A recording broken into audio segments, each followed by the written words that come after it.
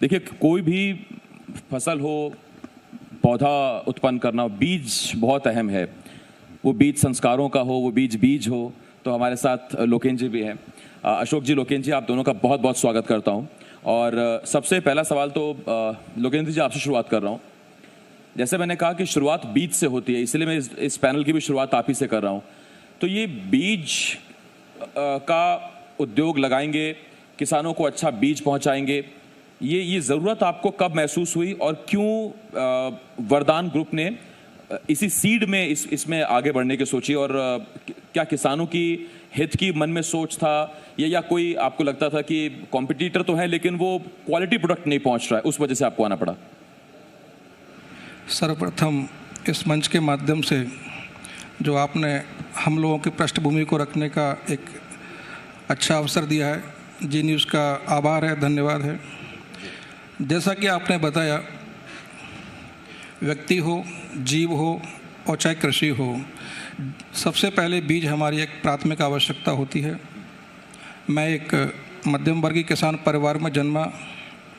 हम लोग मध्य प्रदेश में रहें, भारत देश में रहें, हम सबको अच्छी तरह ज्ञात है कि भारत एक कृषि प्रधान देश है। 75 से 80% आबादी आज भी कृषि के ऊपर निर्भर है, डायरेक्ट या इनडायरेक्ट फॉर्मेट में। मेरा शिक्षा कृषि में हुआ, मेरा ग्रेजुएशन एग्रीकल्चर रहा जवाहरलाल नेहरू कृषि विश्वविद्यालय से, ग्वालियर से।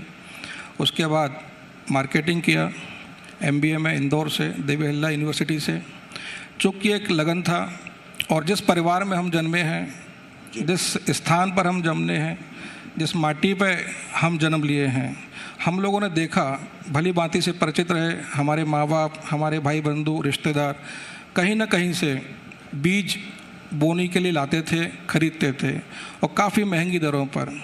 हमने देखा कि मध्य प्रदेश में किसान उत्पादक तो बहुत अच्छा है, लेकिन बीज सुगमता से उसको मिल पाए और अच्छी क्वालिटी का, गुणवत्ता का और उसको उचित दर पर, कम दाम पर मिले, ये मन में संकल्प था। जैसे ही डिग्री किया, आगे बढ़ने का हौसला आया। उज्जैन को चुना, चूँकि प्रभु की धरती है, देवों की नगरी है। उस आशीर्वाद के सहारे और यहाँ के लोगों के सहारे हम लोगों ने अपने क्षेत्र में निरंतर प्रयास करते रहे। आगे आने की जो संभावनाएं मध्य प्रदेश में हैं, इस क्षेत्र में हैं, इस देश में हैं, कृषि के क्षेत्र में अपार संभावनाएं और अपार योग्यताएं हमारे देश में निहित हैं। अगर हम अपने संसाधनों के साथ में, अपनी मानसिक दृढ़ शक्ति के साथ में इनका उपयोग करें तो यकीन मानिए कि मध्य प्रदेश में आगे इस कृषि के क्षेत्र में काफ़ी उद्योगों की संभावना है। और जिस प्रकार से हम लोगों ने बीज इंडस्ट्री, सीड उद्योग की एक स्थापना की, आज आप देख रहे हैं कि वरदान बायोटेक लिमिटेड जो एक फर्म के रूप में स्थापित हुआ था 2004 में, उसके बाद इनकॉर्पोरेट हुआ 2007 में और आज एक पब्लिक लिमिटेड ग्रुप है। और अभी परसों ही बड़ा हर्ष का विषय कि हम लोगों को NSE से, नेशनल स्टॉक एक्सचेंज से मान्यता मिली है। कंपनी IPO ला रही है अपना प्रदेश में। और इस प्रकार से किसानों के हित को ध्यान में रखते हुए उनको उनकी फसल का बीज उनके क्षेत्र में, उनके घर तक उपलब्ध हो सके, इसके लिए हम लोग प्रतिज्ञाबद्ध हैं और इसी में हम लोग लगातार कार्य कर रहे हैं। अब जब आप IPO ला रहे हैं,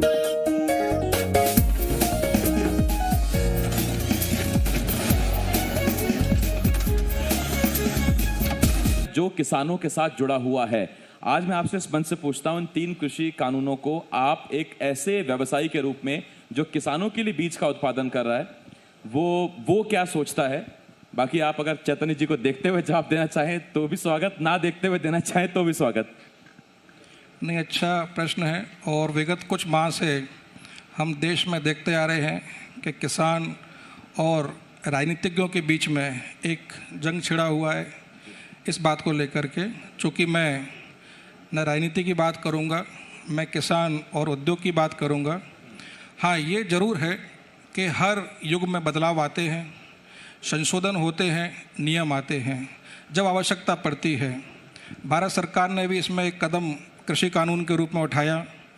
जहाँ तक मेरी जानकारी का मामला है, तीनों कानून में अभी तक हम लोगों ने ऐसी बुराई महसूस नहीं की है कि उससे व्यापारी का या किसान का कोई हित न हो रहा हो या उसके हितों की रक्षा नहीं हो रही हो या उसको हानि हो रही हो। सीधा सा है कि आप चैतन्य जी को देखकर बोल रहे हैं ये बात? नहीं, मैं चेतन जी को देख के नहीं बात कर रहा। मैं चूंकि किसानों से जुड़ा हुआ हूँ, मेरा इंडस्ट्री फार्म। आप देखो आज की तारीख में सोयाबीन उच्चतम भाव पर है, सरसों उच्चतम भाव पर है। आप जितनी भी फसलों को लेंगे, मूंग की खरीदी की जा रही है शासन के द्वारा, हम लोगों के द्वारा। आज फसल के भाव आप देखिए, कहते हैं कानून से बदलाव आएगा। आप कीमत को देखें, वर्तमान को देखें। भविष्य हमने भी नहीं देखा, भविष्य सरकार ने भी नहीं देखा, लेकिन भविष्य को समझते हुए योजनाओं को लाया जाता है। अभी तो कानून के हमने अच्छे पक्ष भी नहीं देखे, हो सकता कुछ और भी अच्छे पक्ष आएँ। मंडियाँ आज भी चालू हैं, जैसा कि शासन ने कहा मंडियाँ भी चालू रहेंगी। व्यापारी के रूप में अगर मैं बात करूं, उद्योग के रूप में, तो हम लोगों को जो लाइसेंस में एक पहले बंदिशें थी शुरू में, वो खोल दी गई कि आप जाकर के किसान से सीधा खरीद सकते हैं। मान के चलिए मंडी में किसी किसान का सोयाबीन जा रहा है, मालवा हमारा पीला सोयाबीन, पीला सोना के नाम से मुख्य रूप से जाना जाता है। अगर किसी किसान को मंडी में मान के चलिए किसी प्रोडक्ट का 7,000 का भाव मिल रहा है और मैं एक व्यापारी हूँ, मुझे उस प्रोडक्ट की आवश्यकता है, तो मैं उसे 7,200, 7,500 ऊपर ही खरीदूंगा। तो कहीं ना कहीं इससे उसके हितों की रक्षा होगी, उसको लाभ मिलेगा।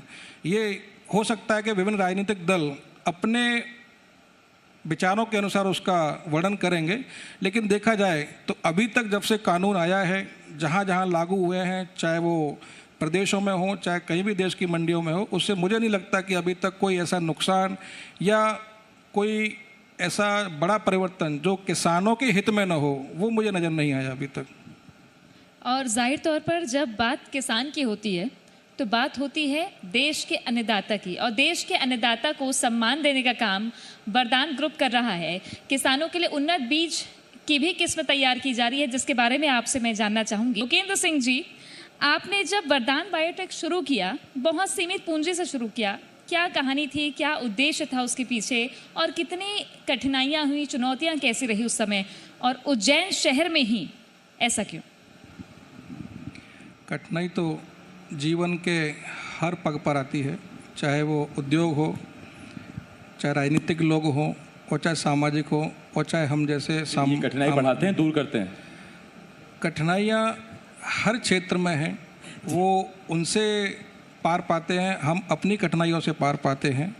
और कहीं ना कहीं राजनीतिज्ञ जो राजनीति करते हैं वो क्षेत्र की प्रगति के लिए करते हैं, बाकी उसके बाद वो क्या सोच के आते हैं वो उनके अपने व्यक्तिगत विचार हैं। लेकिन जहाँ तक हम लोग देख रहे हैं, राजनीति देश का हिस्सा है।